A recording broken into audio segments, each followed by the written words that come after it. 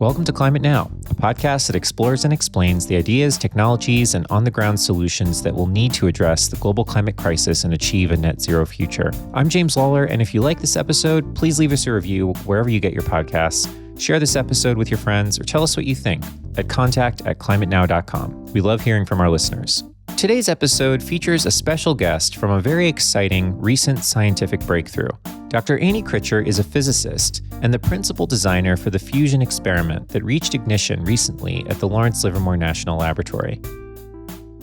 But before we dive into that, let's start with our news segment, This Week in Climate News. To talk through the news this week, I'm joined by previous Climate Now guest, Dr. Julio Friedman, who is chief scientist and head carbon wrangler, what a fantastic title, at Carbon Direct. Julio, welcome. My pleasure to be here. Our actual interview is with the major story of the last week or two, and we'll get to that. But there are two other stories that we wanted to highlight. Julio, do you want to jump in first? Sure. So the first one is actually the California Public Utilities Commission, also known as the CPUC, has revised its rules around rooftop solar incentives and subsidies, specifically in the context of net metering rules.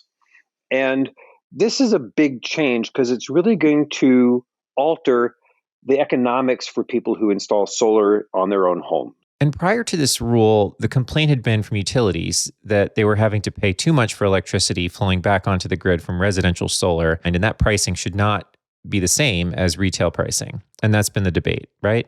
Right. I found it noteworthy that the decision for this was unanimous. All 5 commissioners agreed that this change was necessary. The other interesting announcement this week was that a team in China has developed an electrolysis process producing hydrogen from seawater, which is first of its kind in terms of the approach to use salt water directly as a source of hydrogen. And the process appears to do this by combining a desalination step and an electrolysis step within the same fuel cell. Julio, do you want to jump in on this in terms of, how this is achieved and how important this is? Yeah, absolutely. So first of all, it's not the first, it's just the first real scale. So a lot of this stuff has been done in laboratories, but these guys operated for 130 hours, or I think it was actually generated 130 tons of hydrogen or something like that. It ran for a long time and in a commercial context. So that's sort of the big breakthrough. And they were able to do this at what looks like reasonable costs. So it is, in fact, membrane distillation combined with alkaline electrolysis. Alkaline electrolysis is the workhorse of hydrogen production by electrolysis today, the other being proton exchange membranes or PEMs. And so there is a small advantage that you get from energy doing such a thing by producing hydrogen this way. And so there's potentially some OPEX savings because you will have an overall efficiency. It is not clear whether it will actually be cheaper.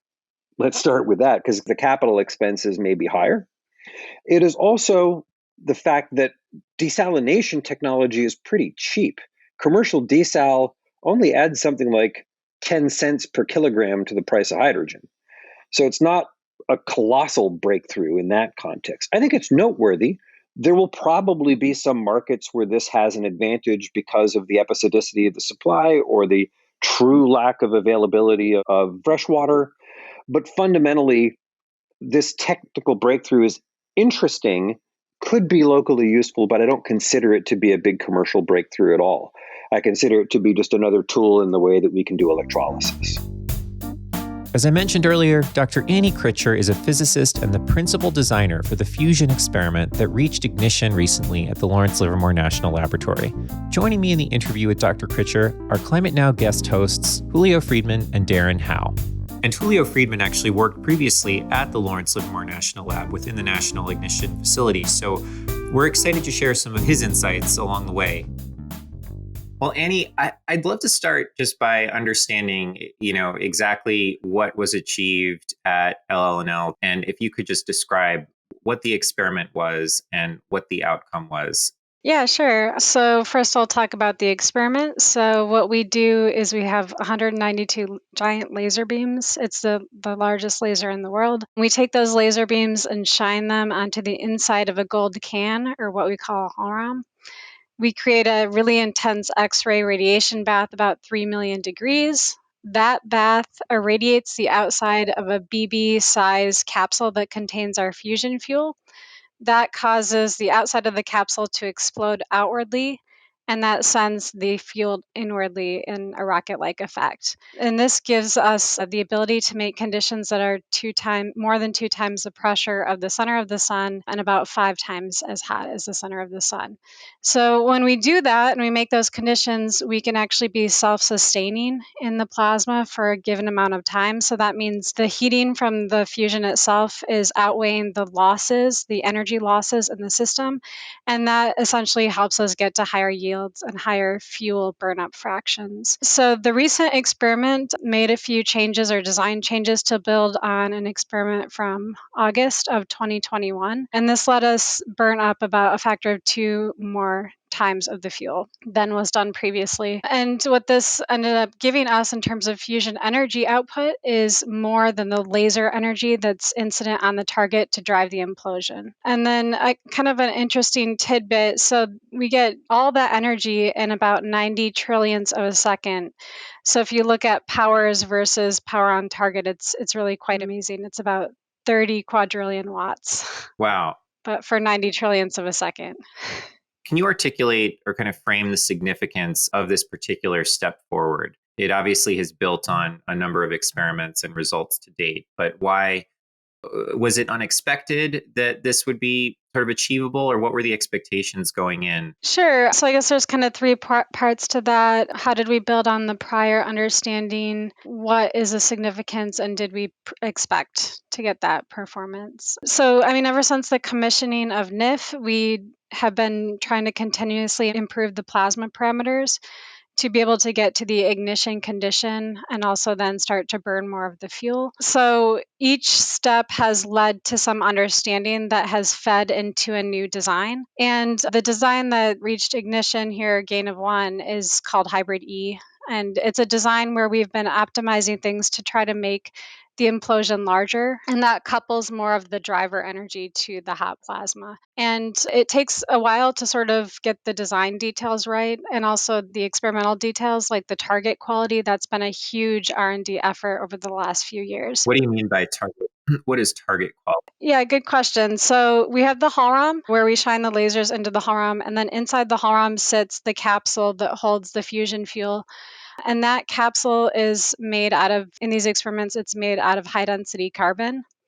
So amorphous carbon, and the way that that's fabricated with very little defects has been continuously improved over the last several years. So it's really a culmination of a lot of improvements over the years to come together. We had the August experiment in 2021, which got 1.35 megajoules of fusion yield. So the idea here was, how do we get higher, and what do we have to do? We did have quite a bit of trouble with the capsule quality following that experiment. So that experiment used like the best capsule we've ever shot on NIF, the highest quality capsule. And so the idea was, can we make more design changes so we're not as sensitive to the fielding conditions, so we don't have to use perfect capsules that are really hard to make. And so that's this new effort, and it's only been 2 shots so far. And so what we did is make the capsule a little bit thicker. And just in doing that, that helps us burn, it holds the implosion together longer to burn more of the fusion fuel. But we also have more margin for getting ignition in the first place, even when we have target defects. And so going from the first experiment in this campaign was in September, and then going into this one, we made a symmetry correction to make the implosion more symmetric based on some recent experimental data. And we had 3 separate pre-shot predictions, all of which said, as long as nothing goes catastrophically wrong, like a laser misfire or a particle falling on the capsule, they all predicted about a factor of 2.5 increase in performance, which is what we saw. I think the surprising thing is, whenever you're extrapolating your models and your designs out to a space that we've never been to before, there's always some uncertainty as to whether or not we can actually get there. But we did have the pre-shot predictions that indicated that was possible. But I think what this means is, this is sort of the start. We are by no means ready to plug NIF into the grid. I think that was a great way that Kim Badil said that, it's a basic research facility. It's not meant to generate electricity for the grid, but I do believe it's the first step in a long, long road of development that will need to happen along many aspects and lasers, even more design developments, higher gain targets, and other technology developments. And obviously, at the same time, we're already using these experiments to support the nation. Annie, you alluded to this already, but could you briefly describe the difference between wall plug energy and, in this case, having ignition fusion versus net energy gain? Yeah, so I think when people say net energy gain, that's confusing. We've been trying to refer to it as target gain. So we need the wall plug energy is what's used to generate the laser energy that we put on target, so the amplifiers. So that's about 326 megajoules. And then once we get all the way down to the target and the laser conversion into 350 nanometer light, and it's about 2 megajoules of laser energy on the actual target that we're shooting, and about 3 megajoules of fusion energy out. So just to reiterate, 300 megajoules from the grid gets you 2 megajoules from the lasers, which then gets you 3 megajoules coming out from the target. That's correct. So clearly, as you mentioned, still a lot of work to happen. One question I had was, fusion seems to be still the purview of advanced government labs like yours. Are there areas that maybe private industry could work on from that 300 megajoules to 2 megajoules that could be helpful for your effort? So if I can weigh in here a little bit, this is actually something I know a little bit about. Let's start with the fact that NIF was designed in the 80s. They began construction in the 90s, right?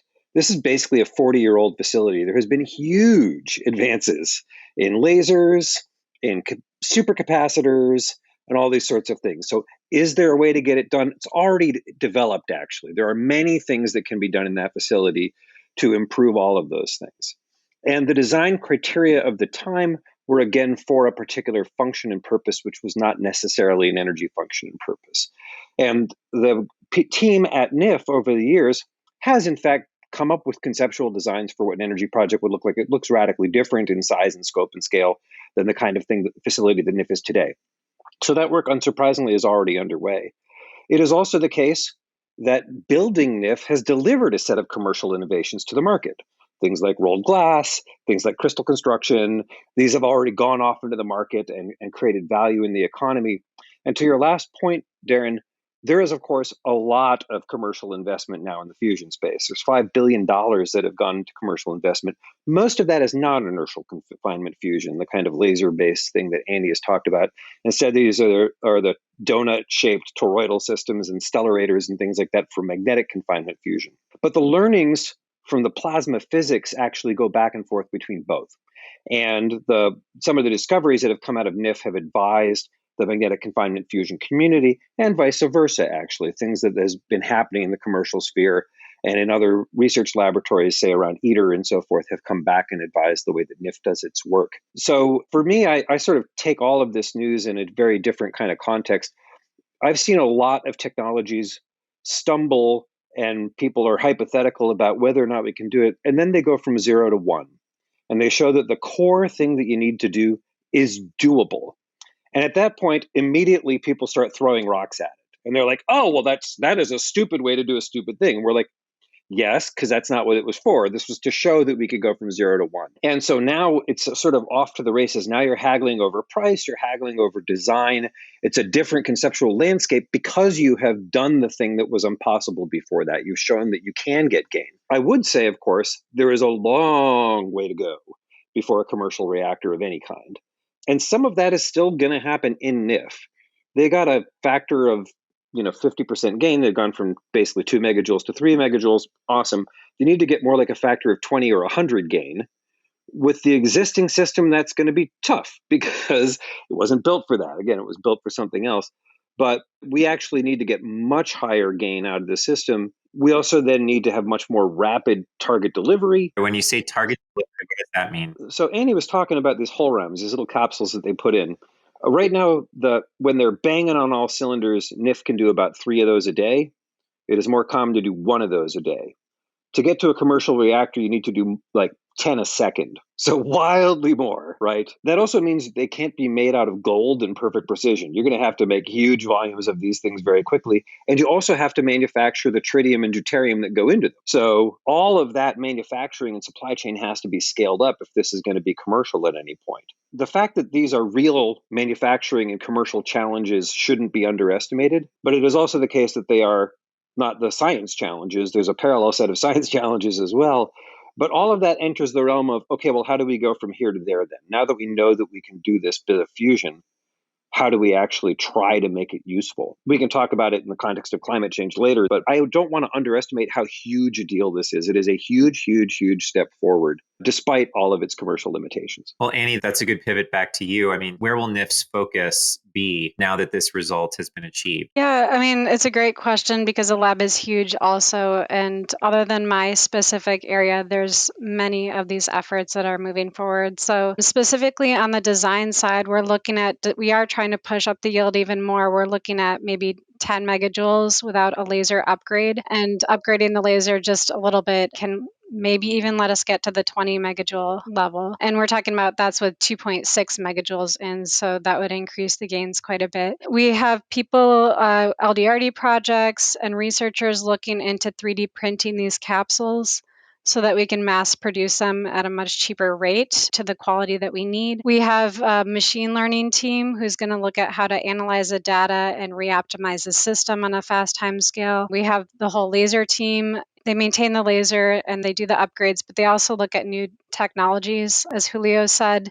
So many new technologies have already come out of the lab and they're still working on more. So we're trying to advance on many different fronts. I know there's teams that are looking at fast target delivery systems, but in my focus area, it's, how do we get more out? How do you increase that ratio of energy at the target to megajoules released? Yeah, I mean, so the thing that we just did, making the capsule thicker, it helps the implosion on so many different fronts. One of the issues we have now is the implosion explodes too fast. When you say the implosion happens too fast, what do you mean? So Yeah, we're imagining lasers, a bunch of lasers focused on this very small target. Okay, so the lasers make an X-ray bath, which then it heats and... What is an X-ray bath? What is an X-ray bath? Where do we even start? To try to simplify, you're turning one kind of light energy into another kind of light energy. And actually, it starts as infrared, then goes to ultraviolet, and then hits the whole realm, and then that converts into X-rays, which is another kind of ultraviolet radiation. And that's what creates the heat and pressure. It's what's called indirect drive. So the lasers aren't actually pointing at the tritium, they're pointing at something else, and that something else is what drives the reaction. Back to you, Annie. Yeah, thank you. So it's a little X-ray oven, and that heats the outside of the capsule, and that makes that material basically explode out, kind of like rocket fuel. That sends the fuel inward at extreme velocities. That's the implosion phase. When the fuel is at its smallest volume, that's when you get most of the neutrons are being produced. And we're competing with the amount of heating we're getting from the reactions, helping to heat the plasma, to the losses. There's energy losses in the system. There's three main ones. We radiate the energy away, we conduct the energy away, but we also, due to its own pressure, because we're extreme pressures, it explodes back out. And that cools everything down really fast. And so it's basically a race against this cooling. And so the idea is if we can keep the assembly together longer, we can sit there for longer and burn up more of the fusion fuel. So at this point in time, we've only burned about 4% of the fuel in the system that we have. And so even from the system we have with some design improvements, we could get quite a bit more fusion energy out. So there's that. There's also scaling the implosion larger with a little bit more laser energy, and that helps you absorb more of the driver energy, a larger fraction of the driver energy. And we're continuing to work on the capsule quality. Those are kind of the main directions that we're pushing in, which will help us get to higher fusion energy out versus not that much extra laser energy in. So we've kind of made the most difficult problem on ourselves here. We're trying to implode a very thin shell, and you have these hydrodynamic instabilities, and we're trying to get just enough in to get it to ignite and hold it together for just long enough. So everything's sort of teetering on this edge of it has to be perfect on all fronts. Getting a little bit more driver energy in relaxes many of those conditions to a degree that's going to be more cliff-like than linear. The thing to understand in this is that it's a really tiny Goldilocks zone. You need to get everything just right. And so a lot of the simulation, a lot of the plasma physics work, a lot of the AI is really aimed at sort of tuning. They have the core materials, but there's a lot of parameters to tune, everything from the shape of the laser pulse to the size of the capsule, all these sorts of things. And so this campaign that they're banging through is just one, like checking every box in the matrix. We got to go through every one of these things. And then when they learn something like, okay, we need a new matrix, maybe we should abandon the old one and do the new one. So understanding how small the Goldilocks zone and how many parameters there are is part of the reason why it's taken so long. It's part of the reason why it's proper science.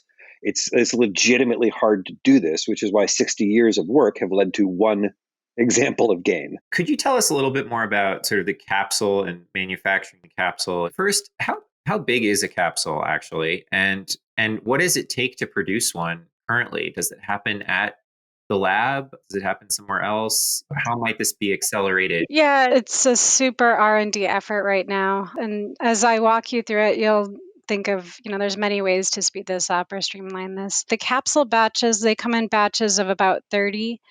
And you can work your way through coating one of these batches of capsules in like a few weeks. But there's different steps to polishing them. So, relaxing the design requirements to how much you need to polish the surfaces back, that will save quite a bit of time. Between when you start coating and all the polishing steps and getting it into a target configuration is many months, but it can be a continuous line of generating these targets. These targets right now, they're fabricated at a specialist facility in Germany called Diamond Materials, but we have gotten that technology here now at Lawrence Livermore National Laboratory, and we're running the same coaters. So what we do now is we have chemical vapor deposition. We deposit diamond onto the outside of mandrels, of silicon mandrels.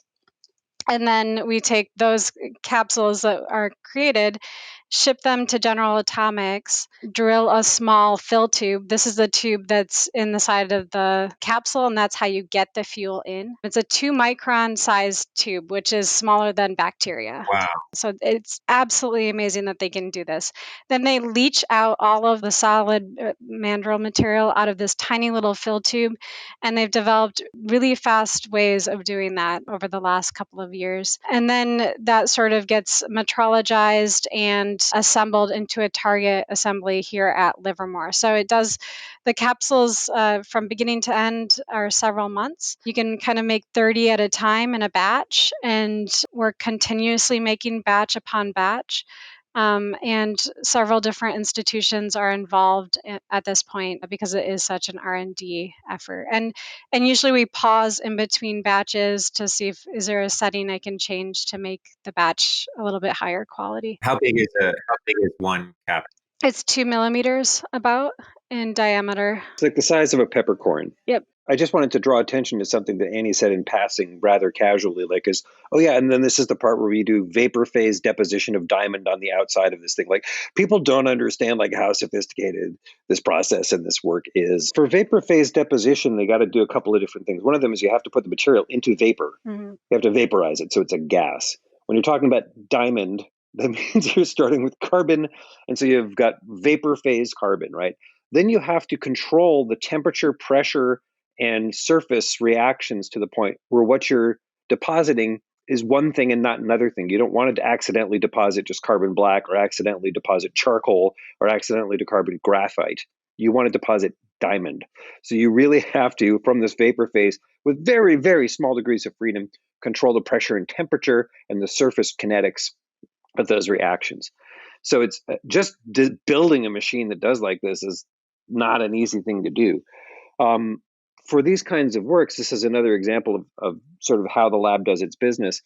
Vapor phase deposition is now something that is used in many other industries for many other different kinds of applications, like making membranes, for example. It's something that is now done by vapor phase deposition. But doing vapor phase deposition of diamond is kind of an unusual thing. Why is that so important that these be coated with a diamond sort of coating? Yeah, the diamond blader or capsule, we have shot other materials like plastic and beryllium. So it doesn't have to be diamond, but because the diamond is dense, it has more mass, more density, you can make it thinner and still achieve the same rocket effect, and achieve the same velocities that you could with something that's not as dense. And the reason that making it thinner is really important is because then it's not a race to getting the laser beams in before the Hall ROM fills up with plasma. So as you're creating this X-ray radiation bath, you're creating a plasma filling effect of the Hall ROM, but you're still trying to get the laser beams to get into the Hall ROM. But as the plasma ingresses into the center of the Hall ROM, that actually stops your laser beams from getting in. So when you have a thinner target, you can make the laser pulse duration much shorter in time. So you don't need to get it in later in time when it could be clipped. And so that's one of the main reasons that we're doing diamond here. A different facility with a different configuration. Plastic is a great option also. So Annie and Julio, I'm curious how each of you would answer this. Over the last few years, can you characterize the optimism or maybe pessimism, how that has evolved about our ability to achieve this outcome? Yeah, so my quick take is knowing that something is inevitable doesn't make it happen. Like this was, everyone realized, stars do fusion. So everybody's like, well, we know that we should be able to do this. But that's not the same thing as actually being able to do it. This has led to the long-lived joke of, fusion is a future and it always will be. But because, you keep trying, you keep trying, you keep trying, you keep failing, you learn as you go. I want to put that in part in the context of the name of your show, Climate Now, because knowing that this was inevitable has not helped us in climate. It has not helped us reduce emissions. And given where we're at right now with the results from NIF and with the other commercial tokamaks and stellarators, we are still a long way off. It is unlikely that this will substantially contribute in the near term to managing climate. And quite frankly, whether I'm optimistic or pessimistic is beside the point. The work looks the same. We still got to reduce emissions. We still got to remove emissions. Like there's a huge scope of work which the IPCC has laid out. That said, it's not like 2050 is the end of time, right? Like we know that there will continue to be energy needs, there will continue to be climate needs that happen after we get to a net zero world.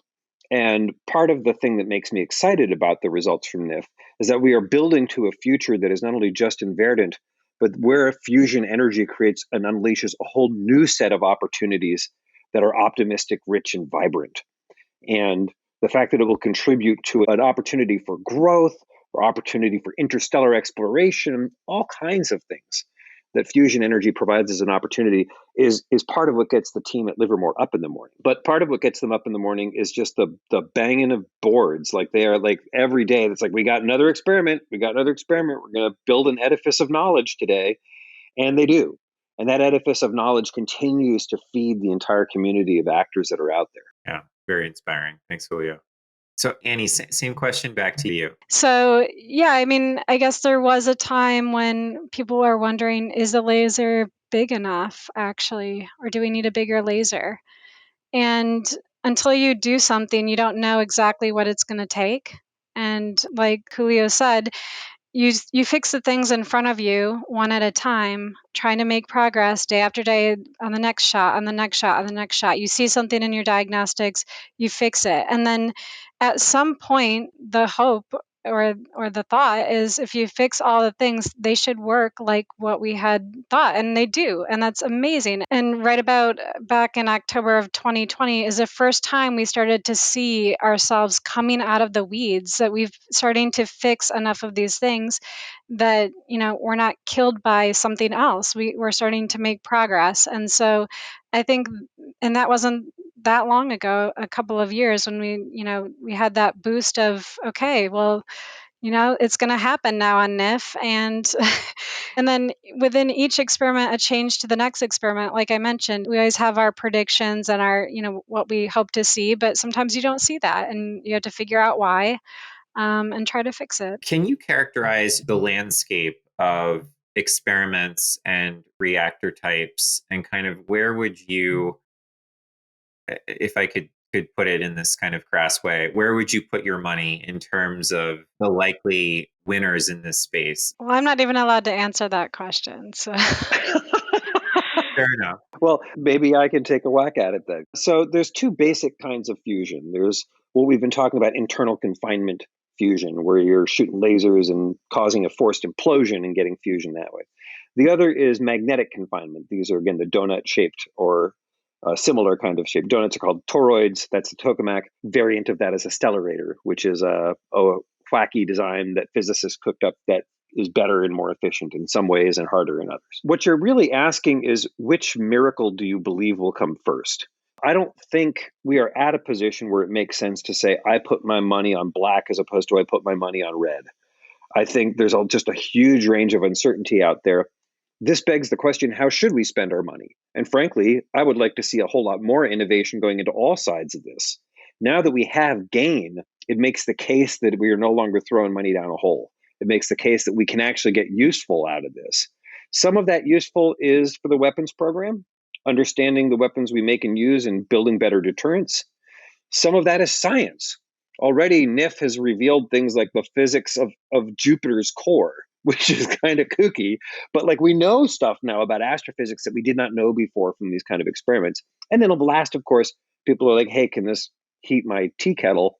And the answer is someday. And how that will compete in a landscape of power supplies, like, nobody knows. I wonder actually whether or not any of this is really going to be used for electricity generation, because we're getting better and better at electricity generation with everything else. Like, it may be that nuclear fusion may never compete for electricity generation, but it may very well provide access to a whole new realm of energy applications we're only beginning to think about. So if you were to saying, where should I put my money for commercial power right now? I'm like, not going to answer that question. Just not. Premature. But if you're saying, should we be putting money on these things? That's a hell yes. And that's where the government investments actually really reduce the risk, give benefits back to the public as a whole, reduce the capital shocks for investors, all these kinds of things. One last thing I'll say about this. Now that the US has done this, we are going to start seeing more countries diving into this space for real because of the breakthrough that we've made here at NIF. Thanks, Julio. That was very helpful. Annie, do you have any thoughts on that? My comment, in the national labs are going to be collaborating equally with all the different new startup companies. And so we're not meant to indicate which one's going to work or not work. We're meant to work with them and try to advance the science. Mm-hmm. Most people don't know this. The Energy Policy Act of 2009 said the Department of Energy has to put a tiny fraction of every budget into commercialization for real. And Congress got serious about that a few years after they passed that law. And so the Department of Energy has a whole office, the Office of Technology Transitions, whose job it is to make discoveries that come out of labs and bring them to business and to foster collaborations of various kinds. So the fact that labs are getting better at this is also grounds for optimism. Well, Annie, tell me this. What was it like when you actually got this result? Was it was everyone like, yeah, or was it kind of, that's what we thought? No, I mean, none of us were together because it happened at 1 a.m. So like nobody really goes on site either anymore after COVID, except the people that are running the laser and setting up the diagnostics. So I've worked with a lead experimentalist, and so he sits up all night, like manning the shot. And, I'm on call, but I don't have to be up all night. So he actually sent me a text message at 1 a.m. so that when I woke up at like 3 a.m., I would see that before like anything else and just, get super excited. And no, it's like everybody was, like I said, when you kind of are extrapolating into a new regime, you have predictions, but until you actually see it happening, there's always disbelief. And so we are ecstatic. It was like walking on air. That was Dr. Annie Kritcher, the principal designer for the fusion experiment that achieved ignition at the Lawrence Livermore National Lab. Thanks to this research, clean energy from fusion is closer than it has ever been before. That's it for this episode of the Climate Now podcast. For more episodes, videos, or to sign up for our newsletter, please visit us at climatenow.com. We hope you'll join us for our next conversation.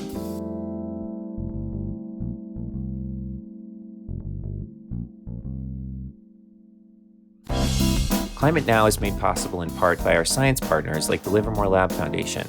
The Livermore Lab Foundation supports climate research and carbon cleanup initiatives at the Lawrence Livermore National Lab, which is a Department of Energy applied science and research facility. More information on the Foundation's climate work can be found at livermorelabfoundation.org.